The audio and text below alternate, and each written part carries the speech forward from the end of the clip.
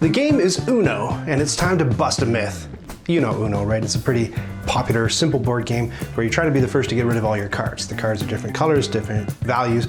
Everybody lays a card down on the table. You got to match the value, you got to match the color, and the first person to get rid of all their cards but one yells Uno. And if they don't, they get some sort of penalty in the way of additional cards. And if nobody catches them, then everybody has one more turn to win the game before that person with a single card plops it down.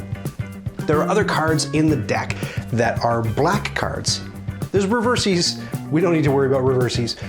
So there are black cards that make the person to the right of you or the person going around the circle, whichever direction play is going, pick up an additional 2 cards or pick up an additional 4 cards. Not only do they do that, but they make that player lose their turn.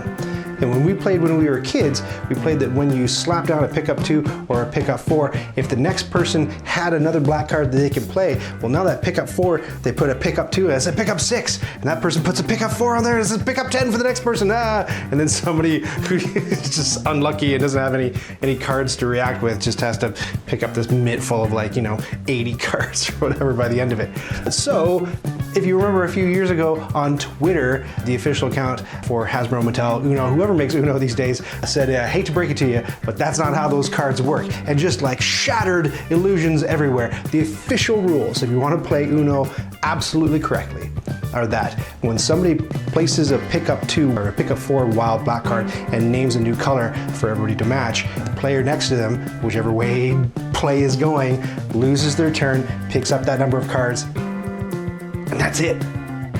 There's no coming back from that. There's no reversing it. There's no nothing. You just pick up the cards and zip it, and it's on to the next player. Them's the breaks, I guess. But of course, it's your game, and if that's your favorite house rule, you can play Uno however you like. How do you play Uno? Let me know in the comments, and let me know if you think the house ruling makes it a better game, or if you think, just like Monopoly, if you play it right, it's a little bit more bearable.